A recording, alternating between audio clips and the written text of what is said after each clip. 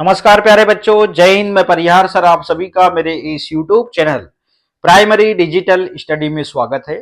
प्यारे बच्चों, आज के इस वीडियो में हम कक्षा 5वीं की हिंदी की पुस्तक का पाठ 21 सीखने जा रहे हैं और इस पाठ का नाम है प्रेरक प्रसंग। आप सभी को कक्षा 5वीं की हिंदी की पुस्तक ओपन करना है और पाठ 21 आपको निकाल लेना है।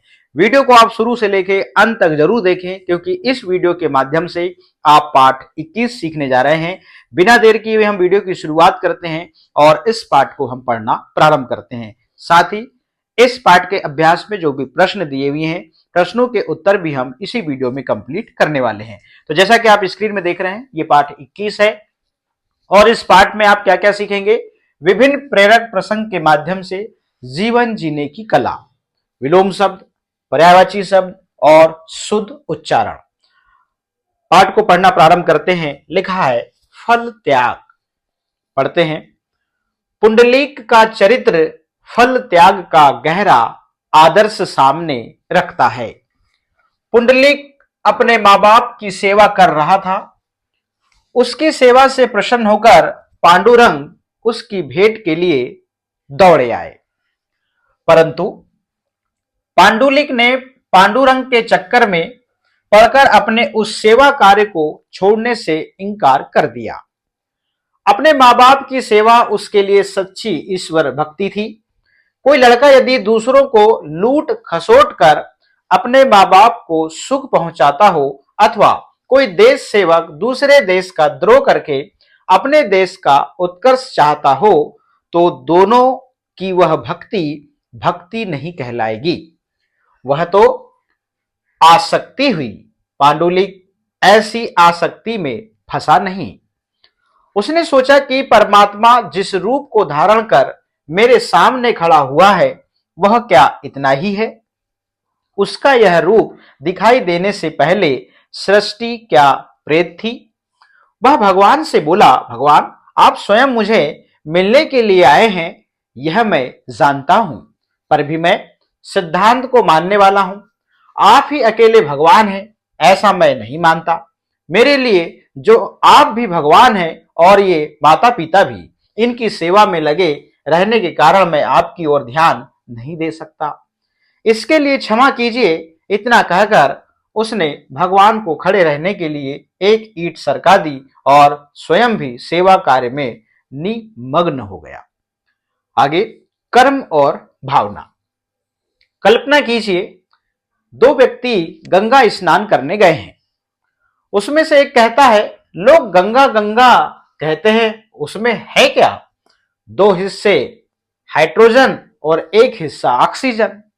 ऐसे दो गैस एकत्र कर दिए तो हो गई गंगा, इससे अधिक उसमें क्या है? दूसरा कहता है, भगवान विष्णु के पद कमलों से यह निकली है, शंकर के जटाजूट में इसने वास किया है, अनंत पूर्ण कृत्य इसके तट पर हुए हैं, ऐसी यह पवित्र गंगा माई है। इस भावना से अभिभूत होकर वह उसमें नहाता है। वह ऑक्सीजन हाइड्रोजन वाला भी नहाता है। अब देह शुद्धि रूपी फल तो दोनों को मिला ही, परंतु उस भक्त को देह शुद्धि के साथ ही चित्त शुद्धि रूपी फल भी मिला। यूं तो गंगा में बैल भी नहाए तो उसे देह शुद्धि प्राप्त होती है, शरीर की गंदगी निकल जाएगी, परंतु मन का मैल कैसे धुलेगा? एक को देह शुद्धि का तुच्छ फल मिला, दूसरे को उसके अलावा चित्त शुद्धि रूपी अनमोल फल भी मिला। इस प्रकार से हम यहाँ पे देख रहे हैं प्रसंग चलेगा। स्नान करके सूर्य नमस्कार करने वाले को व्यायाम का फल तो मिलेगा ही, परंतु वह आरोग्य के लिए नमस्कार नहीं करता, उपासना के लिए करता है। इससे उसके शरीर को तो आरोग्य लाभ होता ही है, साथ ही बुद्धि की प्रभा फैलती है। आरोग्य के साथ स्फूर्ति और प्रतिभा भी उसे सूर्य नारायण से मिलेगी और कर्म वही, परंतु भावना भेद से उसमें अंतर पड़ जाता है। अगला है आत्मा की अमरता।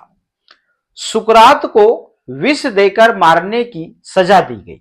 उसने कहा, मैं अब बूढ़ा हो गया हूं, 4 दिन के बाद देह छूटने वाली ही थी जो मरने वाला था।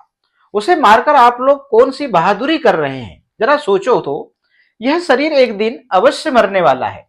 जो मरने वाला है उसे मारने में कौन सी बहादुरी है। जिस दिन सुकरात को विष दिया जाने वाला था, उससे पहली रात वह शिष्यों को आत्मा के अमर अमरत्व की शिक्षा दे रहा था।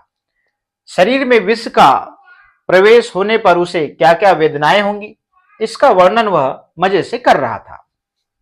उसे इसकी रत्ती भर भी चिंता न थी। आत्मा की अमरता संबंधित यह चर्चा समाप्त होने पर उसके एक शिष्य ने पूछा, मरने पर आपकी अंत्येष्टि कैसे की जाए। उसने जवाब दिया, खूब वे मारेंगे और तुम गाड़ोगे। तो क्या वे मारने वाले मेरे दुश्मन और तुम गाड़ने वाले मुझसे बड़ा प्रेम करने वाले हो। वे अकलमंदी से मुझे मारेंगे और तुम समझदारी से मुझे गाड़ोगे।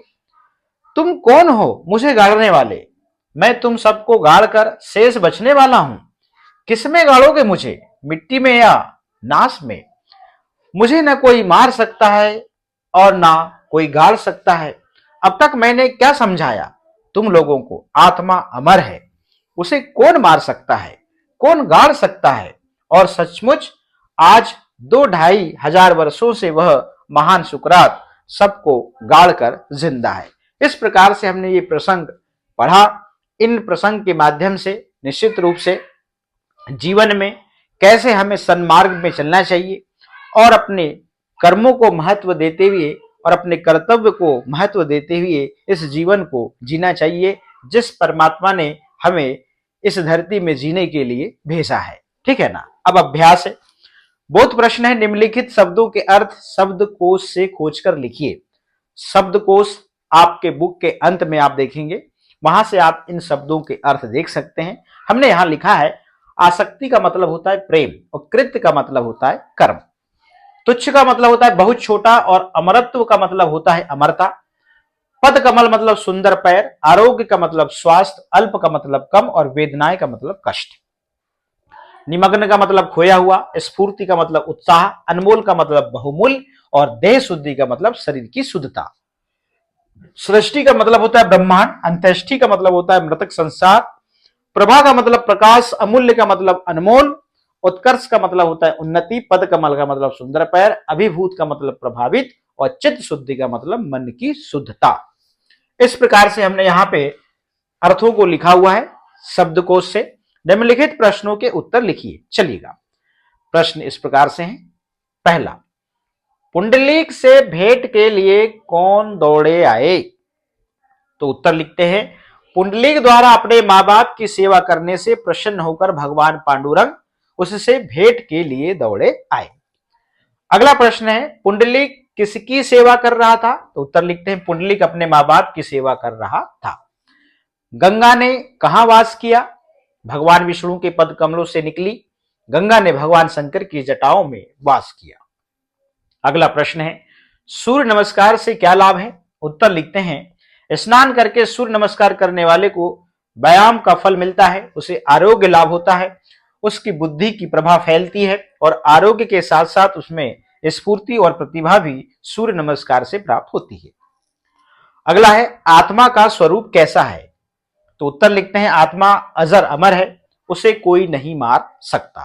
ठीक है ना। चलिएगा, अगला प्रश्न है, रिक्त स्थानों की पूर्ति कीजिए। पुंडलिक का चरित्र खाली स्थान का आदर्श सामने रखता है। काय का, तो यहां पे फल या फिर त्याग, तो यहां पे फल कामा त्याग यहां पे आ जाएगा। खाली स्थान को विष देकर मारने की सजा दी गई, किसको, सुकरात को। आत्मा खाली स्थान है, अमर है। इस प्रकार से जिन शब्दों में हमने सही का निशान लगाया है उन शब्दों को आप खाली स्थान में लिख देंगे। भाषा अध्ययन का प्रश्न क्रमांक 1, नीचे लिखे शब्दों का शुद्ध उच्चारण कीजिए और लिखिए। तो पहला शब्द है पांडुरंग, दूसरा है सृष्टि, तीसरा है ब्रह्मा ऋषियों, चौथा है आत्मा और पांचवा है अंत्येष्टि।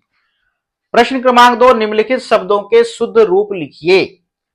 यहां अकलमंदी लिख देंगे, यहां व्यायाम लिख देंगे, यहां पे तपस्या लिख देंगे, यहां पे हाइड्रोजन, यहां पे परमात्मा और यहां पर निमग्न। चलिए, प्रश्न क्रमांक 3, निम्नलिखित विलोम शब्दों की सही जोड़ी बनाइए। आसक्ति का विलोम क्या होगा, विरक्ति। स्वर्ग का विलोम क्या होगा? नरक। पवित्र का विलोम क्या होगा? अपवित्र। और शुद्ध का विलोम होगा अशुद्ध। प्रश्न क्रमांक 4, नीचे बनी वर्ग पहेली से निम्नलिखित शब्दों के दो दो पर्यायवाची शब्द छांटिए। चलिए, अब माता शब्द के दो पर्यायवाची यहां पे लिखे हुए हैं, मां और जननी। तो मां ये रहा और जननी ये रहा, ठीक है ना। चलिए, अब पिता शब्द के दो पर्यायवाची हैं, पितृ और जनक। तो पितृ ये रहा और जनक ये रहा, ठीक है ना।